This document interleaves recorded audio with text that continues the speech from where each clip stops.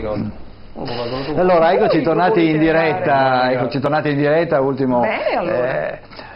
ultimo spazio della nostra trasmissione. Lo apriamo ascoltando quello che ha detto Giorgia Meloni, Fratelli d'Italia, a Verona al congresso appunto sulla famiglia. Sentiamo cosa ha detto. Parli di famiglia naturale fondata sul matrimonio, hai fatto un figlio fuori dal matrimonio. Se per questo parlo anche di famiglie numerose, ho fatto un figlio solo. E guardate, per paradosso, quando ti dicono questa cosa, rafforzano la bontà della tua posizione. Dimostra semplicemente che quello che io porto avanti non lo faccio per me stessa. Io porto avanti quello che considero utile per la società italiana. Io credo che sia giusto che lo Stato incentivi la famiglia naturale fondata sul matrimonio, e il punto è che se non mi sono sposata non pretendo che lo Stato riconosca a me i privilegi che deve riconoscere alle famiglie sposate. È quello il grande punto, è quello il punto, fate attenzione. Il punto è che io credo in una società nella quale ad ogni scelta che fai corrispondono delle conseguenze e te ne assumi la responsabilità. Io rifiuto una società nella quale ogni desiderio diventa un diritto, ogni capriccio diventa un diritto, nella quale non ho responsabilità, ho solo diritti. Ecco, questo posso certo, far notare una cosa, sì. Tullio, che intanto sta parlando una parlamentare che prende 12.000 euro al mese, per cui che lei non sia sposata e che abbia un figlio fuori del matrimonio non credo che abbia nessun problema di mantenimento, vero? Queste sciocchezzuole a cui le donne o gli uomini della nostra società devono invece badare, non credo che Giorgia Meloni le abbia. Dopodiché io sono d'accordo sul fatto che quello che deve ricominciare in questa nostra società è il senso di responsabilità, perché io, ispirandomi in un partito in cui la prima rappresentante Emma Bonino dice sempre diritti e doveri. Allora dobbiamo ritornare su questo, una società che desidera, che vuole farsi più grande, che ha prospettive di alimentazione futura della propria progenie, di fare figli, ma dare anche la possibilità di ricevere queste nuove affermazioni culturali e della persona, perché non dobbiamo, non solo le donne, le persone non debbono essere legate a un concetto distorto di natura. La nostra storia, la nostra vita è un insieme di natura e di cultura, di ambiente, di storia in cui siamo immersi adesso. E non... Mi si parlava prima delle famiglie numerose e si diceva che era ricchezza. Vi ricordate la fine del secondo dopoguerra, professore? Sì, Io sono la sesta di 6 figli, forse l'ho già detto. Non era ricchezza allora si generavano figli perché c'era povertà. Allora cerchiamo di renderci conto, senza voler essere presuntuosi delle proprie opinioni l'uno o l'altro. Qua tutti cerchiamo che questa società italiana possa andare avanti. Io dico che può andare avanti con questo diverso tipo di famiglie, altri vogliono tornare indietro di 50 anni, decidano gli Un attimo solo, volevo leggere questo messaggio, vediamo, eccolo qua. Le madri italiane che devono lavorare non hanno la possibilità di mettere al mondo un figlio in quanto mancano adeguati aiuti da parte dello Stato. Le madri immigrate non lavorano e spesso nemmeno i loro compagni o mariti, ma hanno 3 o 4 figli che gli italiani provvedono a mantenere, una vergogna. Vladi. Arrivano questi messaggi qui. Perché vedi, noi parliamo di cose che poi la gente che è concreta, che guarda le cose concrete, dice quello che vive. Questo è un messaggio giustissimo, perché le madri italiane che devono lavorare non hanno la possibilità di mettere al mondo un figlio in quanto mancano adeguati aiuti da parte dello Stato. È il tema. Garantire una piena libertà di scelta di fare famiglia, di essere mamma e di mettere al mondo dei bambini. Questa è la sfida. Il resto, ma in tutti questi anni di governo né il centrodestra né il centrosinistra hanno risolto questo problema. Vero. No, allora,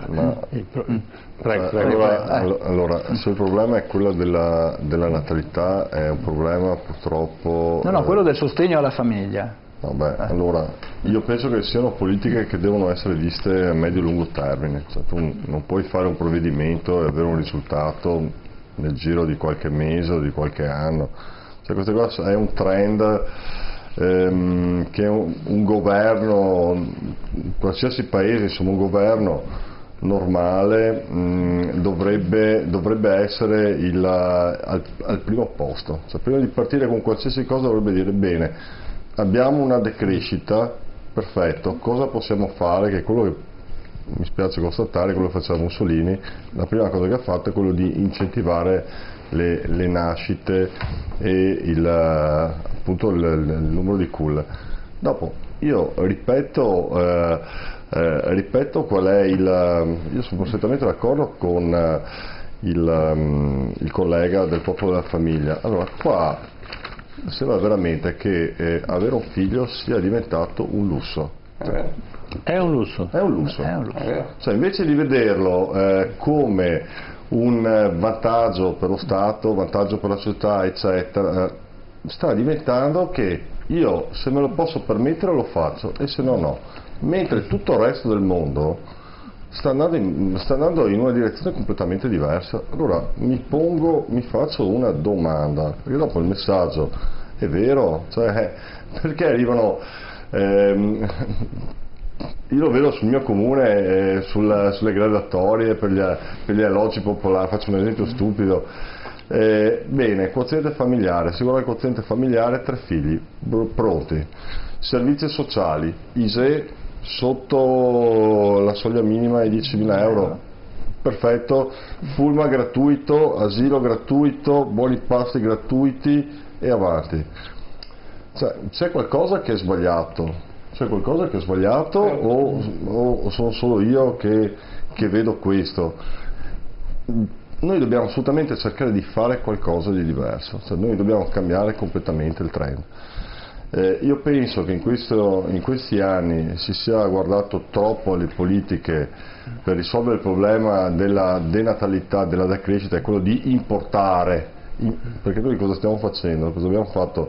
La politica degli ultimi anni è stato quello di, siccome non ci sono più nascite, importiamo da altri paesi persone che fanno bambini e che sono il futuro di questo paese. Per quello che a me fa paura la signora mi fa molto paura, ma lo dico, guardi, senza problemi, cioè lei è quello di più distante, quello che è più distante dalla mia idea, quello che è più distante da qualsiasi tipo di ragionamento che ho fatto e che faccio. E se questo è il modello che lei ha in mente col suo partito, ma guardi, mi impegnerò ancora di più su questa campagna elettorale, perché veramente io la combatterò in prima persona. Vabbè, scusate, non stiamo facendo un errore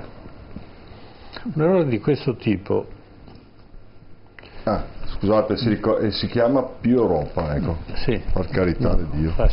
Lasci stare. Allora, non c'è un problema che viene anteposto all'economia, alla famiglia, perché questa società che costringe padre e madre ad andare a lavorare il sabato e la domenica e abbandona i figli, e il figlio non ha un concetto di unità della famiglia, perché io mi ricordo andavamo tutti quanti al mare, papà, mamma, figli, mia sorella, io, eccetera, i miei figli lo stesso, si viaggiava assieme, si facevano esperienze tutti insieme. Oggi è impossibile, perché uno dei due deve andare a lavorare, non c'è l'unità della famiglia. Allora poi nascono queste diatribe, no? Che sono, ma non vi rendete conto che sono costrizioni queste? Siamo obbligati a litigare perché la famiglia si sta distruggendo? Allora c'è qualcuno che sta sopra alla politica, che costringe l'immigrazione, perché l'immigrazione determina un vantaggio economico e distrugge quello che è il tessuto della società. Certo. L'immigrazione non è negativa se è fatta in maniera concreta e saggia, se invece è strumentalizzata, perché l'immigrante mi serve perché ci guadagno sopra e poi lo faccio lavorare a un prezzo che è a 5 euro al giorno, e se non ho riempito un cassone di pomodori da 3 quintali non gli do neanche lo stipendio. Ecco, dove va a dormire? Sotto un pezzo di nylon. Allora questa è, ripeto, e la sua famiglia non ci sarà. Ma guardate che è il problema. E questo è il dramma. Ci troviamo di fronte a creare non persone che hanno colori diversi, magari l'arcobaleno è la cosa più bella di questo mondo. E il problema è che non riusciamo a mettere su le famiglie, quelli che arrivano si riprodurranno e faranno figli abbandonati, perché la società non è in grado di creare coagulazione nella famiglia anche dell'immigrato. No, condivido pienamente queste cose, infatti vedo immagini di papi che passano, dovrebbe dire San Giovanni Paolo II una cosa intelligentissima, quando dopo la fine del comunismo dissero avete vinto la battaglia contro l'ideologia della seconda metà del Novecento che volevate sconfiggere, adesso è finita, non ce ne sono più di battaglie, disse la vera nuova, abbiamo vinto una battaglia appunto, non la guerra, perché il vero nemico sul quale noi ci combatteremo nei prossimi decenni sarà il consumismo capitalista. Bravissimo. Cioè una società che mette l'interesse economico e finanziario sopra la persona. L'utero in affitto è il paradigma di questa non cultura che sta dominando, cioè il fatto che la persona da soggetto da tutelare, soprattutto la persona debole, penso al bambino in questo caso, ma anche la donna, perché la donna diventa qui un oggetto di compravendita, infatti vengono chiamate mamme forno proprio per questo motivo qua, cioè diventi il corpo umano e l'essere umano oggetto di trattativa economica, oggetto di compravendita, ma non accade chissà dove, accade qui vicino a noi in Ucraina, dove appunto basta andare sui siti internet, si può fare, ci sono servizi televisivi eccellenti su questo, acquistare bambini. Allora il tema qual è oggi, su cui dovremo tutti unirci e contrastarlo insieme, ma purtroppo è veramente faticoso, è riconoscere oggi prima di tutto il sacrosanto diritto, lo dicevo prima, di un bambino appunto ad avere una figura materna e una figura paterna, perché oggi quella disgregazione di cui parla lei è il vero dramma, perché questi immigrati che arrivano sono portati appunto contabilizzati come numeri che devono fare altri numeri, ma quei bambini saranno abbandonati a loro stessi, non avranno un tessuto familiare che li aiuterà a crescere. Allora o noi come società ci diamo un progetto per il futuro che investe sulla famiglia che fa figli. Sono felice che condividiamo la cosa, ma io non ho potere se non quello di proporre i problemi e cercare di trovare la soluzione. Siete voi politici però. Infatti, domani mattina cosa fa lei? Il tema su cui noi facciamo ogni mattina, perché c'è una proposta per aiutare le donne, va bene, o chi comunque mantiene i figli a casa, quindi o maschio o femmina che sia, ma chi è che si mette a invertire la rotta di un'economia che va a sfruttare l'individuo fino a distruggere la famiglia? Guardi, chi è che si impegna qua? Ci sono il 26 maggio le elezioni europee. Ci sono tre politici, ditemi se domani mattina vi mettete a dimostrare qualcosa. Io le dico queste riunioni di Verona sono belle, sono appassionanti, ma alla fine non risolvono nulla. È l'economia che va risolta, poi si ricostituisce la famiglia. Cosa ne pensi? Io penso... Parliamo di economia. Io sono una donna di sinistra. Però credo che parlare di capitalismo maturo, immaturo, post-capitalismo, io non credo che noi si possa fare un ragionamento concreto prescindendo da una società nella quale siamo. No, non riportarmi al punto di partenza, l'abbiamo già sviluppato, adesso parliamo di economia, quanto l'economia influisce sul concetto di famiglia e sulla costruzione di una famiglia che sia resistente e duratura, perché il figlio oggi, scusatemi, statisticamente risulta un lusso. Chi se lo può permettere, se no prende un cagnolino e le sue pulsioni affettive le ha ugualmente. Siamo in questa società e che in questa società dobbiamo tentare di cambiarla con mezzi democratici e capendo l'evoluzione della società stessa. Come la cambiamo sto cavolo di economia? L'economia la cambi facendo in modo per andare a creare una famiglia di dare incentivi alle aziende perché assumano i giovani. No, lascia stare, parliamo di famiglia. Allora, le madri perché devono andare a lavorare la domenica? I padri perché devono andare a lavorare la domenica? La famiglia quando si riunisce? Per me questo, io non credo che questo sia una mano in questo senso. Dopodiché ho bisogno del coinvolgimento della politica. Quindi di fronte ai telespettatori, il vostro impegno qual è? Io c'è l'impegno che lei ha detto concreto, io mi sto battendo da 3 anni sulla domenica in famiglia. Uno. Allora noi abbiamo detto, cosa che la signora non condivide, noi abbiamo detto domenica in famiglia, è una proposta che ho fatto quando mi sono candidato a sindaco a Bologna, perché ho detto è una riforma a costo zero, che garantisce a migliaia di donne soprattutto, e sono quelle che incontro, che non possono farsi il selfie, comunque la famiglia deve essere selfie con me, perché sennò il giorno dopo sul lavoro subiscono danni rispetto all'opportunità di farsi un selfie con un politico che dice queste cose, e di dire che oggi più che mai la domenica è il tempo della famiglia, come le feste che abbiamo nel nostro paese, per cui oggi noi abbiamo questa globalizzazione selvaggia che vuole distruggere anche quello che la famiglia ha creato, cioè l'88% di imprese italiane che sono fatte da famiglie, dati anche qui del Sole 24 Ore, e allora noi abbiamo detto vogliamo 3 domeniche su 4 al mese che siano garantite come tempo per la famiglia. Oggi la società si sta sfasciando, e ha ragione lei a dire questo, perché non hanno più le mamme e i papà il tempo di stare coi figli. Non sa cosa mi dicono queste donne e questi uomini? Noi non siamo turnisti nel nostro lavoro, noi siamo turnisti nel fare il mamme e i papà, perché se poi non avessimo neanche i nonni non sapremmo davvero come fare. Allora il dramma reale oggi è ridare tempo, costerebbe zero, darebbe maggiore tutela alle imprese familiari italiane che stanno morendo per una globalizzazione selvaggia e senza regole che fa fare soldi a quel potere sopra di cui parlava lei prima, e garantiremmo soprattutto alle famiglie quel tempo che serve per riscoprire la bellezza dell'essere famiglie.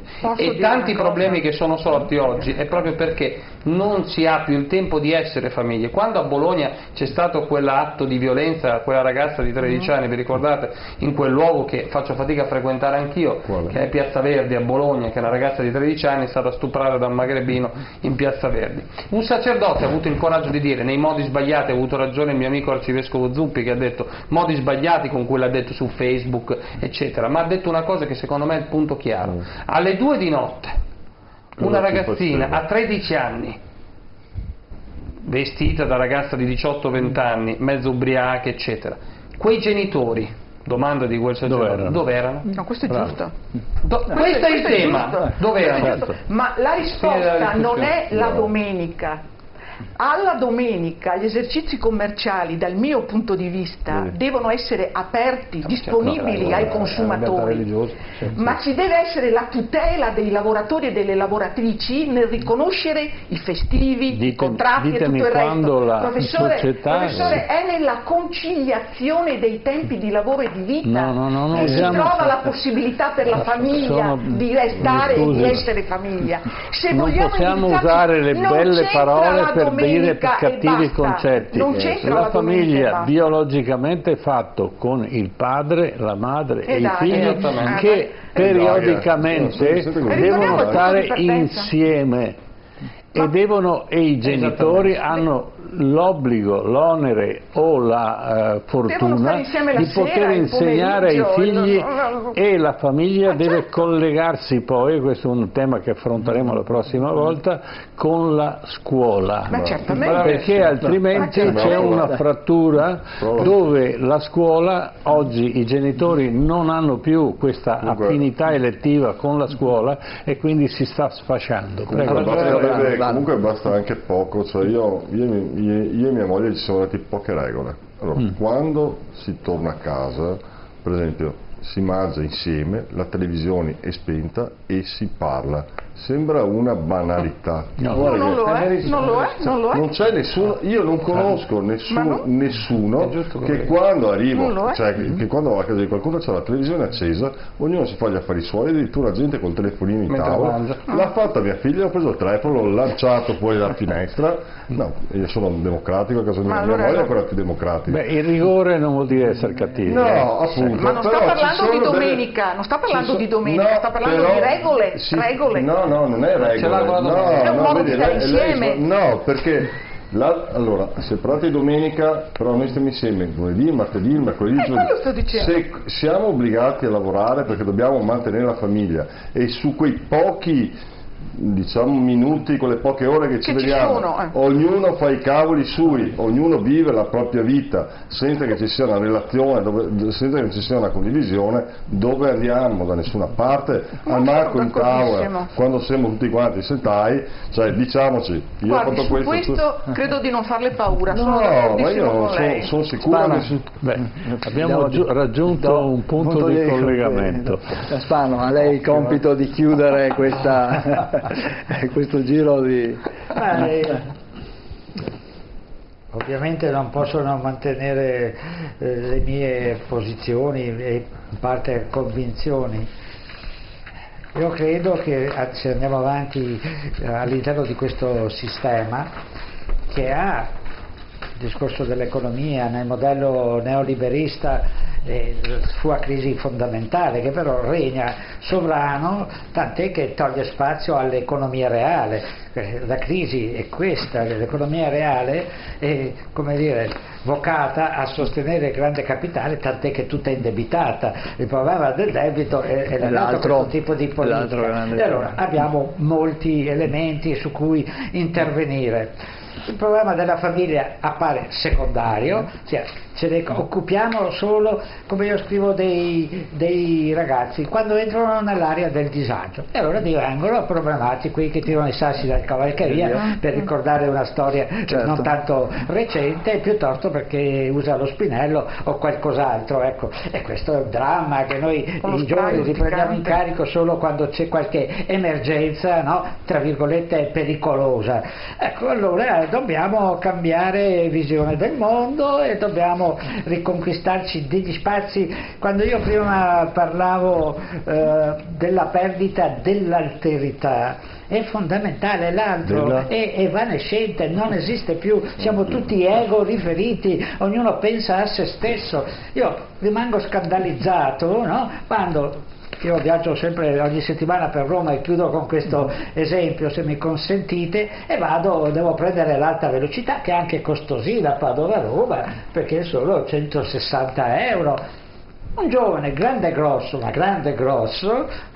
con un bellissimo zaino firmato, griffato, passa, io ero seduto, aveva lo zaino su questa spalla, e io ero qui seduto, mi sbatte lo zaino in faccia, non solo mi sbatte lo zaino, i miei occhiali, che costano tanto perché sono un po' particolari, mi saltano, io comincio a sanguinare, e manco si è fermato. Non si è fermato dicendo scusi, no, la gente intorno è rimasta allibita. Questa è la modalità, l'altro è evanescente, il soggetto è ego riferito. Questo è un dramma culturale generale a cui dobbiamo porre rimedio con tutte le nostre forze, al di là magari delle diverse posizioni, ma questi sono temi epocali, li dobbiamo affrontare, se no, diciamo un po', la fine di questo prossimo ormai è data.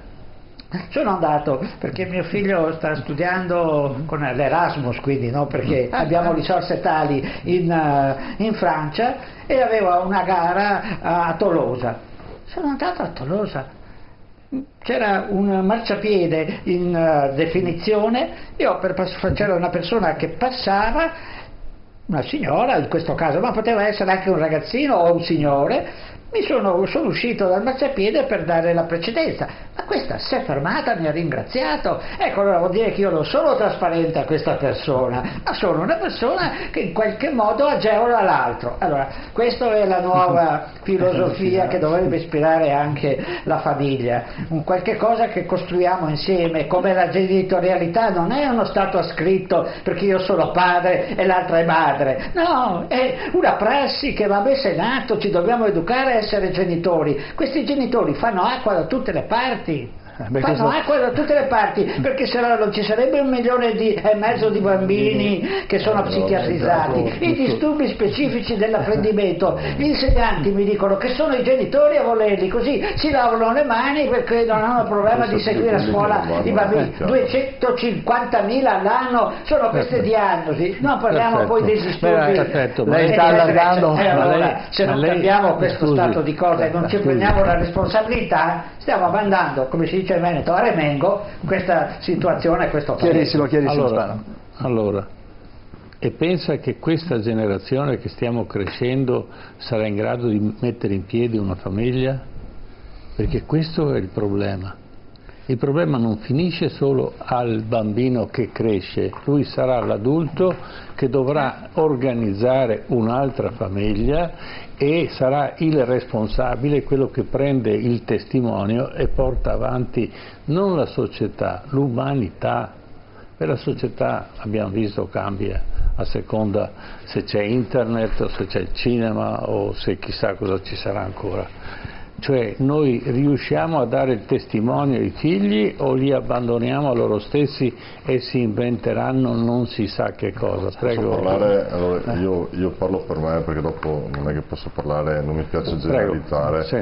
Per quanto mi riguarda, vedendo le mie, io lo dico sempre, cioè io tra me e me dico sempre, beh guarda, tutto sommato non ho fatto poi così schifo come genitore perché sono meglio di me. Cioè, la soddisfazione più grande è che vedo già che sono meglio di me, perché si comportano meglio di me.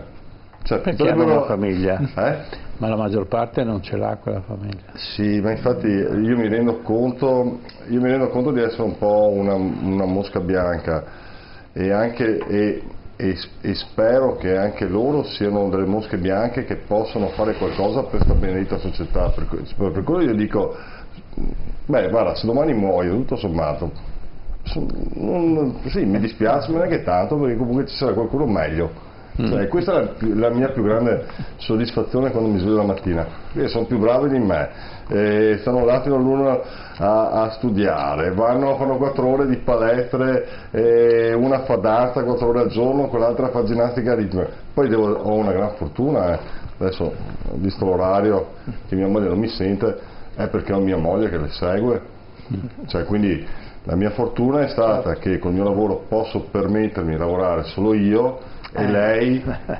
segue le figlie, le porta, le segue, le controlla, gli fa fare il letto. Ecco, un'altra cosa, sembra una stupidata, quando si svegliano devono farsi il letto, devono farsi la cama, devono fare le pulizie, ma hanno 11 anni, 13 anni. È educazione questa. Sì, ma è importante perché gli dai una forma che è fondamentale. Adesso faticano, dopo si troveranno meglio. E questo, cioè, noi dobbiamo riuscire a insegnare ai nostri figli il sacrificio. Io per esempio da piccolo non stavo tanto bene, la mia famiglia insomma si faceva fatica ad arrivare a fine mese, però questo mi ha aiutato molto, perché io a 16 anni, 17, 15 anni andavo a farmi le stagioni, anche loro che non ne avrebbero bisogno. Per esempio sono andato a vedermi una ditta di asparagi su a San Giorgio. Io ho intenzione di mandarle là a lavorare, cioè, come faceva mia sorella. Sì, no, io devono imparare cosa vuol dire guadagnare i soldi, cosa vuol dire il sacrificio. Se noi non insegniamo questa roba qua ai nostri figli, ma gli diamo tutto, ho avuto il telefono pronto, ho avuto quelle scarpe là, li roviniamo. Cioè, io nel mio piccolo farò questo, dopo. Bene. L'importante è dare una testimonianza.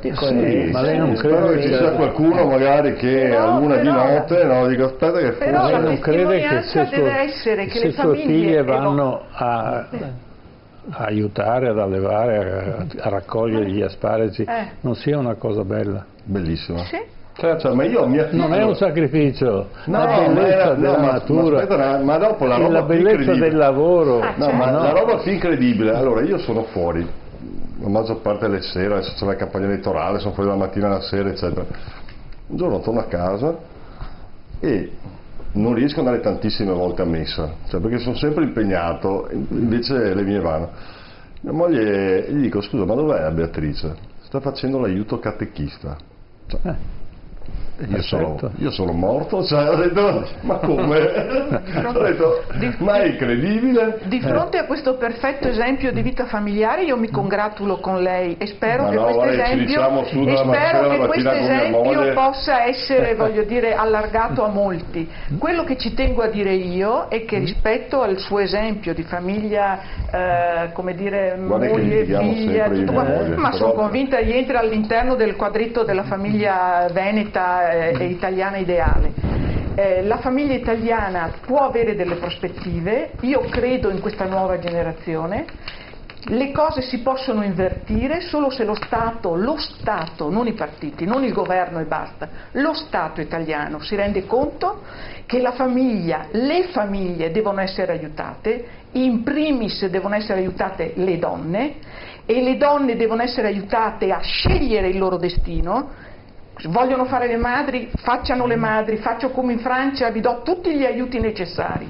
Non vogliono fare le madri, vogliono però che la genitorialità vada avanti, diamo la possibilità al padre di stare a casa e di fare come nei paesi nordici che hanno 2 o 3 mesi di permesso di congedo parentale. Facciamo in questo modo, rafforziamo il nucleo familiare, andiamo avanti su questo, ma dobbiamo farlo insieme e non con ideologie contrapposte, alcune delle quali, ripeto, alcune sono per l'apertura, cioè nuove forme di famiglia senza nulla togliere alla famiglia tradizionale. Altre dicono solo no, famiglia tradizionale basta. No, vabbè. Una persona come me su questo non può tutto, essere prego. d'accordo. Guardi, mi era piaciuta fino a un certo punto, ho detto chissà che non potesse dire ma la chiusura ideologica non si poteva fare a non farla, al di là della battuta, ed è ironico questo, ovviamente siamo a notte fonda, quello che voglio dire è semplicemente una cosa molto semplice. Occorrerebbe su questi temi, e mi auguro quando il reddito di maternità arriverà fra qualche settimana, qualche mese in dibattito in Parlamento, ed è quello che auspico, che si vada oltre i colori politici, oltre le appartenenze politiche, condivido la riflessione, e si guardi all'opportunità di realizzare in Italia finalmente una politica fiscale a favore della famiglia. Noi abbiamo avuto, e questo è il rammarico che ho sempre detto, 40 anni, 50 anni di governo, diciamo, di ispirazione cattolica, che drammaticamente non ha mai fatto una riforma a favore della famiglia che fa figli, anzi le ha penalizzate. Allora io credo che siamo arrivati a un punto che dobbiamo avere il coraggio, finalmente, mi auguro che in questa legislatura ci siano segnali in tal senso, di andare oltre le bandiere e di fare interventi non ideologici ma a favore di quei 30 milioni di italiani e 15 milioni di ragazzi che vivono in famiglia e che rappresentano il 90% della società italiana. Ecco, c'è da ricordare, giustamente come dice lei, che la famiglia è stata decapitata dalla finanza cattolica. Io mi ricordo quando si facevano i mutui per la casa, e allora si usava ancora andare a sposarsi, e poi il marito andava a dormire a casa sua e la moglie andava a casa sua, perché i tassi di interesse sono arrivati al 25% all'anno. Chi poteva fare un mutuo, e le banche erano per la maggior parte in mano cattolica, e abbiamo visto poi il Banco Ambrosiano, che fine hanno fatto? Tutte le varie banche, Banco di Roma, no? Che sono saltate perché le hanno svuotate, e a svuotarle sono stati i cardinali.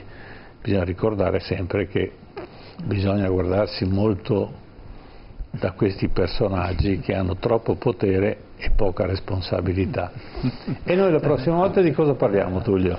Parliamo del sonno. Parleremo anche del sonno, parliamo del sonno? Sì, parliamo del sonno e parliamo dovevamo parlare della sanità, degli ospedali, del piano, delle schede sociosanitarie del Veneto e dei disastri che sta facendo la Giunta Veneta in merito.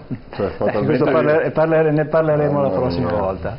Non vogliamo commentare, il commento sarà fatto con opposizione, e ognuno dirà la sua, quindi inviteremo sempre tutti a dire la propria.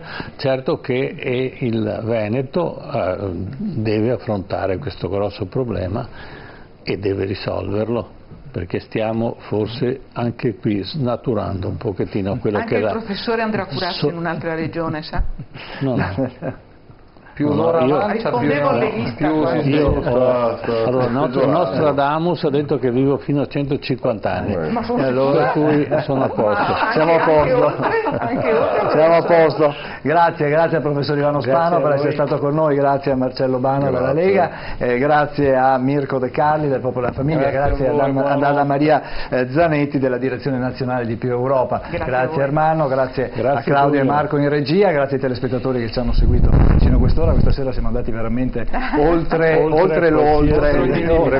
l'oltre. Buonanotte a tutti, arrivederci venerdì prossimo, TV7 Match.